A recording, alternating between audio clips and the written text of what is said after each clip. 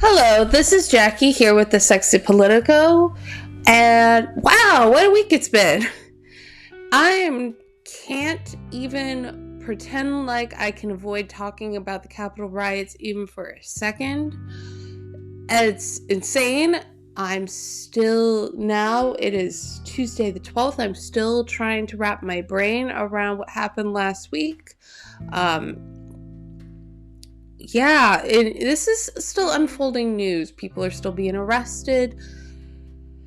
There's impeachment process being discussed by Speaker Pelosi. There's so much still that we don't know what's going to happen next, and I don't feel as though I am comfortable yet to discuss it succinctly in a 10 to 20 minute podcast episode. So what I've decided to do is to continue on with the podcast episode that I had planned on making for you, and I hope that you enjoy.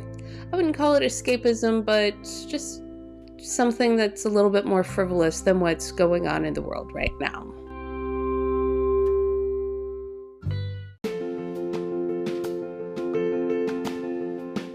2020 was something or another, but what 2020 allowed me personally to do is to take some more time to read. I mean, usually a mother of a toddler doesn't really have that much time to read, but what it did was it brought my husband home. He was working from home, and it just allowed me a little bit more free time to spend with myself to read and or listen to books. So I read, according to Goodreads, 62 books last year, with about 20 of them being children's books, because, I do have a toddler. And I'm going to talk about my 10 favorite books that I read in 2020.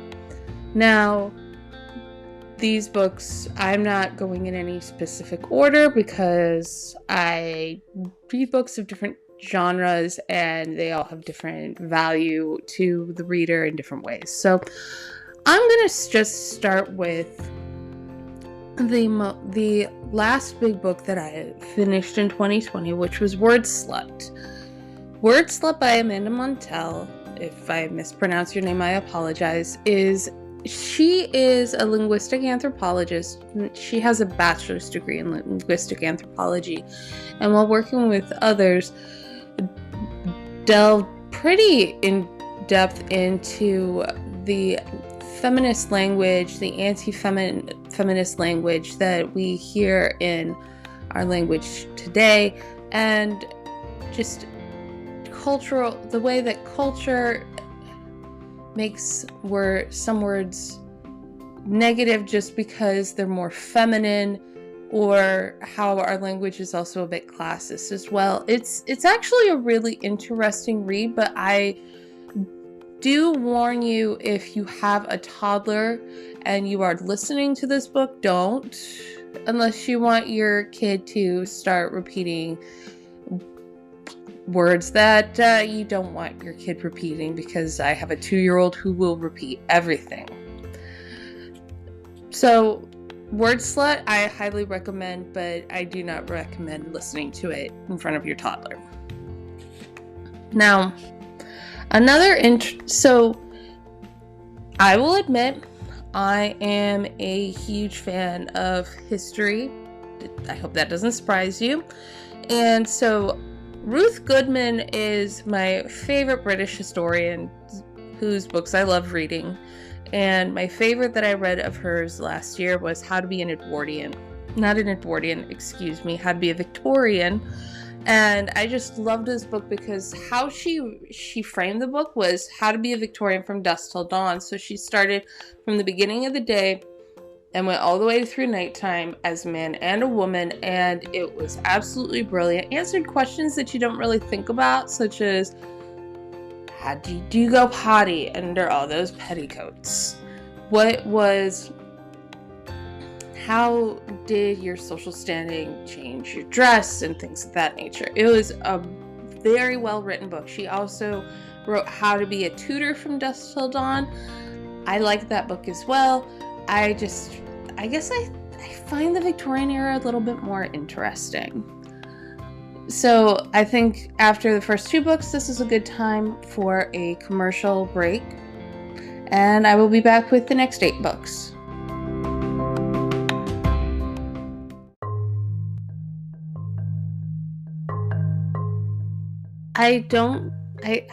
I'm pretty sure you remember this. We had a lot of racial issues going on in 2020. Well, not really just in 2020. We've had a lot of racial issues in this country for the last 200 years. But after the brutal murder of George Floyd by the police, a lot of racial issues were boiled and brought up to the surface. And I guess I as a white woman who is married to an Asian man who has a mixed race child, I realized that I still am pretty ignorant about race relations in this country. So I decided to do the best that I think I could do. And I read a couple of books. I know I could have read more, but I also had to think about my mental health. And I know that is a privilege.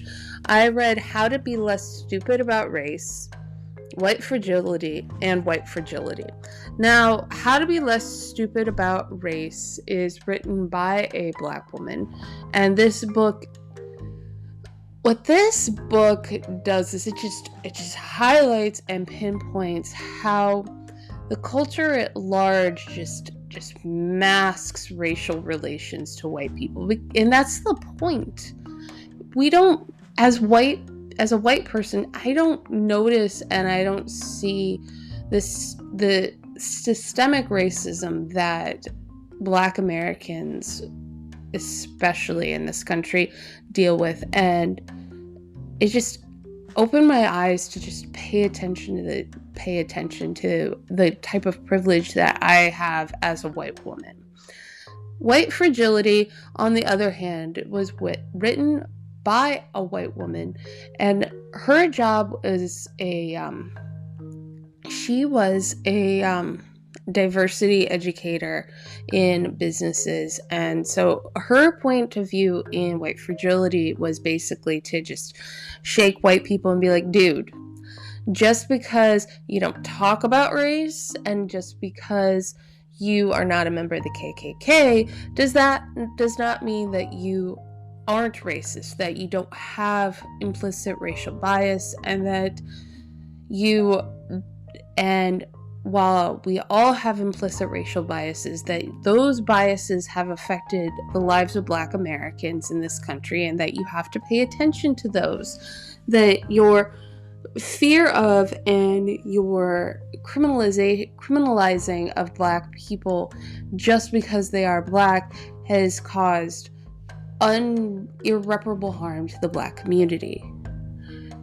The third book that I read, this book wasn't about race relations with Black people, but this book called White Trash that I read is about the poor in the South who were considered white trash and who were called white trash. And it's a really interesting way of reading the history of this group of people in the South, because what it talks about is how in the last 10 to 15 years they have felt empowered and emboldened because they take the pieces of the history that, if they really understood what had happened to their ancestors in the 1800s, they would not want to focus on those parts of history and have just taken them as their own.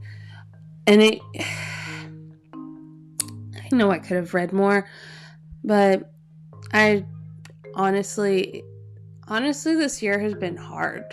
This year has been hard for everybody, and trying to do just a little bit better and trying to understand a little bit more and realize that I do have privilege and that my job as a white woman is to not be racist, but to be against racism, to be anti-racist.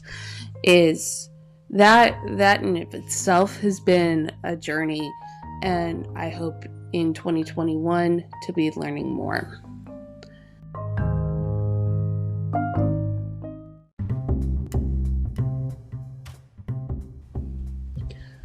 I've had on my bookshelf on my to-read list since about 2015 the book Game Change, which is a book about the 2008 presidential election, the primary between Hillary and Obama, and how that election itself changed the way that we as Americans looked at elections. While it's not as timely as anything written about the Trump administration, it's still a really interesting read to look at, and I highly recommend that. Now, I needed some fun, so the next book I highly recommend is Will My Cat Eat My Eyeballs? So I started watching the YouTube channel Ask a Mortician with Caitlin Doughty, and highly entertaining, by the way, and this book is questions about death from children. So she's answering very innocent questions that children might ask about death and answering them in a very succinct way, but also in a way that isn't talking down to children. I also read How to Fight Presidents by Dan O'Brien, who I know as an author, as a writer and a on-screen personality from the website Cracked. He no longer works for Cracked. I don't know what he's doing now, but the book How to Fight Presidents is great because he takes his knowledge of presidents and basically imagines them in a Mortal Kombat type scenario. Interesting. Highly recommend reading that. And I read As You Wish, which is a story from Cary Elwes, the guy who played Wesley. He wrote a book about his experience filming The Princess Bride, and it's an extremely interesting read. My husband and I listened to that book on a 10-hour car ride, and it was such a fun book. We didn't stop. We listened to it from the beginning to the end with only stopping for potty breaks. And the last book on my list is the book Unmentionable, which is also another book that I've had for a long time that I just haven't given myself time to read. What is interesting about this book is it's written from the perspective of a time traveler. So you are the time traveler going into Victorian England, and you have this all-knowing person who is there to tell you what to do and how to act properly. So of all of these books, I would say if you are looking for a book to help you with your journey of how to be anti-racist, I would start with How to Be Less Stupid About Race. If you're looking for a historical book, I would go with How to Be an Edwardian. If you're looking for something that will make you laugh but is also true, I would go with Will My Cat Eat My Eyeballs. And I would love to have any recommendations from you about any straight up fiction, because I haven't found a lot of fiction recently that I've straight fiction that I love. So those are my book recommendations from what I've read in 2020. I'm going to leave the list of the books in the show description if I talk too fast.